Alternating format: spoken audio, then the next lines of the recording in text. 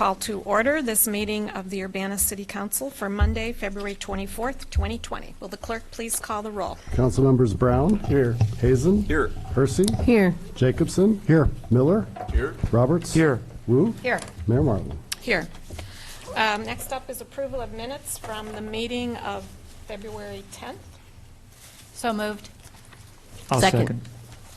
Moved by Mary Alice, seconded by Charisse.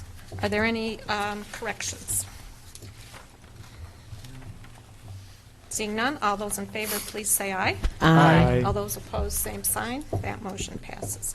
Any additions to the agenda? Okay. Next up is public input and presentations. I have one card from a member of the community. Reverend Dr. Evelyn B. Underwood does not wish to address members, but expresses that they are continuously concerned about the Dr. Ellis subdivision sewer problem. We are going to take this moment for a presentation and recognition, and that is for the service provided by Alderman Dean Hazen from Ward 6 for the past almost 3 years. It's been a pleasure working with Dean. I've truly enjoyed the amount of work he's put into this. He always never hesitated to call with questions. He put a lot of time into learning the position, and his perspective and comments were very much welcomed. So on behalf of everyone who's sitting up here with you, and I'm going to frame this later, but I'm just going to give you this. This is a Well, thank you, Mayor. photo so you can remember us all, and feel free to come back and visit us anytime. You haven't gotten rid of me. You couldn't be so lucky. So thank you. It's an honor to have this. And we'll get Appreciate this all framed up, and you'll have it by the end of the night, and you can put it in your new office. You had to use my fat picture. It's a good picture. It's a good Yeah, picture. thank you. Thank you.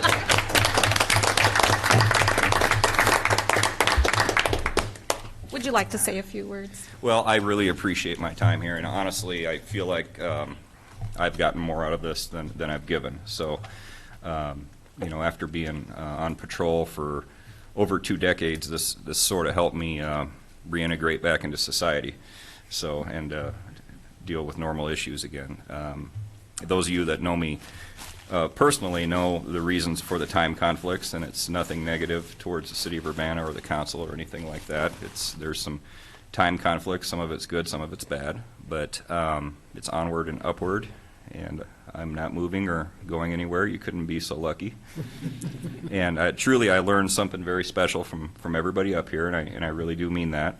It would take too long for me to elaborate, but I want to especially thank Gerald here for helping me read my packets. And Mary Alice has become a dear friend. When I was laid up on crutches for probably about 3 months and was losing my mind because I'm a very type A person, I was befriended by a Democrat. So it's been quite an experience, and We're going to put that in the minutes. yeah, yeah. So see, that's a growing experience, right? In these divisive times. So it's been great. I'm relieved that I can give 100% of my attention to the college that I work for. It's what I belong, what I'm built to do. But of course, now this is going to be a little bit sad. So I'll come back and visit on Mondays when I can. So thank you We all. hope so. Thank you very much. You bet. Okay, anyone else wish to address the Urbana City Council? All right, we'll move on to unfinished business, and there is none. Report from the Committee of the Whole. Bill Brown. Yes, we met last week on February 17th, 2020, which would have been my father's 100th birthday. I forgot to say it last week. But we discussed one item is Urbana City Code Chapter 3, alcoholic liquor, Ordinance number 2020-02-005. It was forwarded to City Council with a recommendation for approval.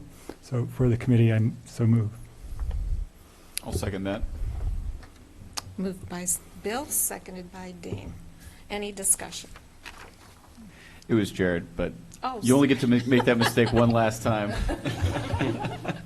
next council member is going to have a different voice. That's one of the qualifications. So that was by Jared. Okay. Discussion. Bill, or Jim. That's Jim, not Bill. Right, right. We're having trouble with names, I guess. The actual adopting ordinance, which is attached to the last week's or the week before packet, does not have an effective date. So I will put one in tomorrow when it gets signed, and it will become effective July 1. That's when the liquor licenses renew. Obviously, before that, our license holders will be further educated. They'll have a packet of information, a copy of the ordinance, and of course they'll have their renewal applications, and also hopefully it'll go smoothly. But I'll amend it, and then the mayor can sign it, and we can ship it off to Muni Code for inclusion. Okay. Any other comments? Dennis? Yeah, well, we've really tried to be responsive to some of the input that we got from business people in the community. It's good to revise ordinances as needed in the community, and I think that some of the innovations that we've adopted will hopefully inspire some new events in the community, in the city of Urbana, concerning the ability to add liquor sales or wine tastings or special brewery outputs in the community as needed during festivals and even special events. So hopefully people will accommodate to this new procedure, and we'll find that it works smoothly for us. Bill? Yeah, I just wanted to clarify. I did have a couple questions from constituents about the all ages live entertainment.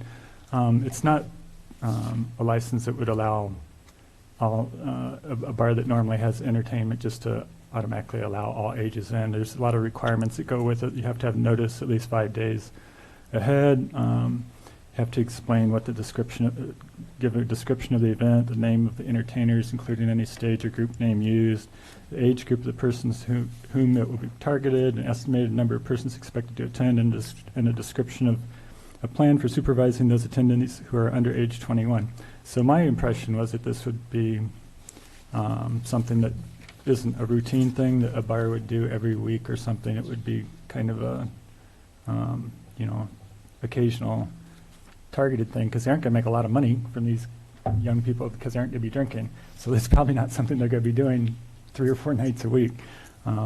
So I think with that, hopefully that'll explain a little bit what that was about.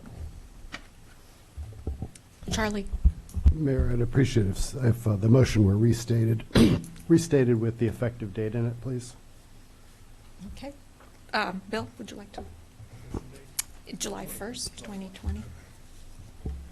So I'll move ordinance number 2020-02005